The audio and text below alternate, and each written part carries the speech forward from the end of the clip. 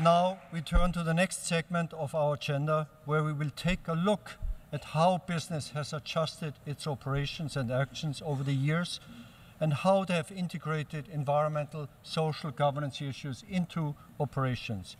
It is my great pleasure to invite a number of distinguished leaders to provide an overview of business action to address these challenges.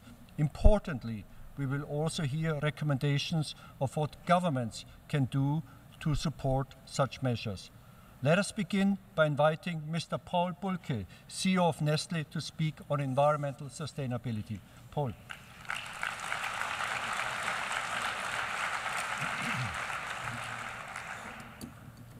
Your Excellencies, distinguished guests, ladies and gentlemen, it's a real great honor to be to speak here today in the United Nations General Assembly Hall, where in a few months' time the post-2015 Sustainable Development Goals will be adopted.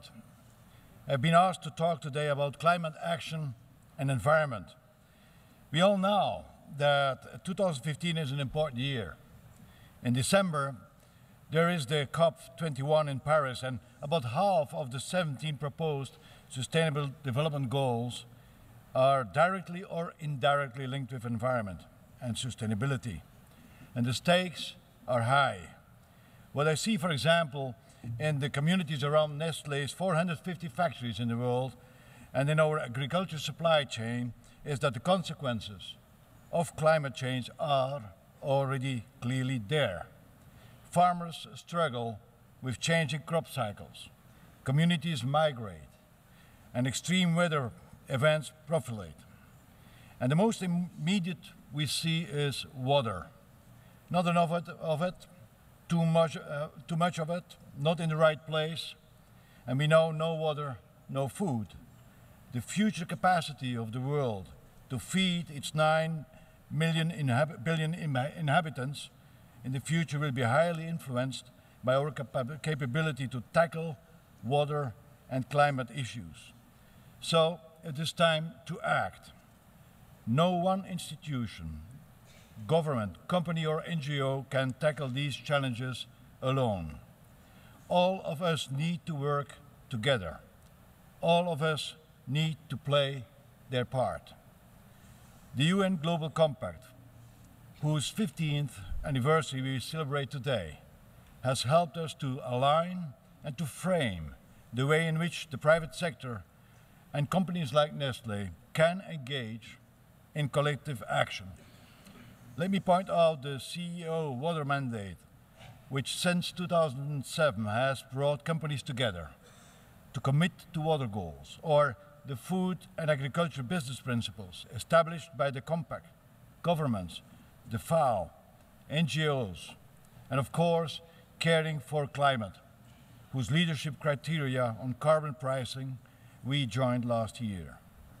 At Nestlé, we have integrated environmental sustainability as one of the foundations for our business. We have been around for almost 100 years. We want to be around for many, many, many more years. So sustainability does make business sense. Our success or failure as a global food and beverage company is directly and intimately linked to the societies in the countries we work in. And this is why we have committed to sustainability in our direct operations. And that's why we work with our suppliers to help them mitigate and adapt to climate change. We aim to produce 100% of our electricity, for example, from renewable sources within the shortest time frame, to reach zero deforestation by 2020. Eliminating deforestation is key to tackling climate change. Many other companies take similar actions. I'm currently attending the Consumer Goods Forum here in New York, which I'm co-chairing. And environmental and societal sustainability is very high on the agenda there. I urge all companies to be responsible, committed, and ambitious, because together we can and have a tremendous implementation capacity. Together, the private sector is an important part of the solution. Excellencies, ladies and gentlemen, all of us here in the room have the opportunity to build and to help to build sustainable development agenda for the next 15 years and beyond. We are now looking to governments to show their leadership, to agree, and more importantly, to commit to ambitious targets with concrete actions, to shift to renewable energy, support effective land use, and stop deforestation, and to take measures that will lead to a meaningful price on carbon.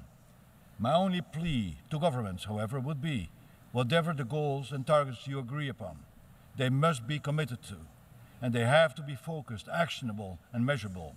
You provide the frame, the private sector can provide the scale. The United Global Compact is uniquely placed to guide us to this journey and to serve as an interface between companies and governments. UN organizations, civil society. Your role in the next 15 years will be even more crucial than the first. We are in an important time in history. We are in an inflection point. I hope it is a turning point. We have to choose between short-term business as usual for us today to a long-term business for future generations for tomorrow.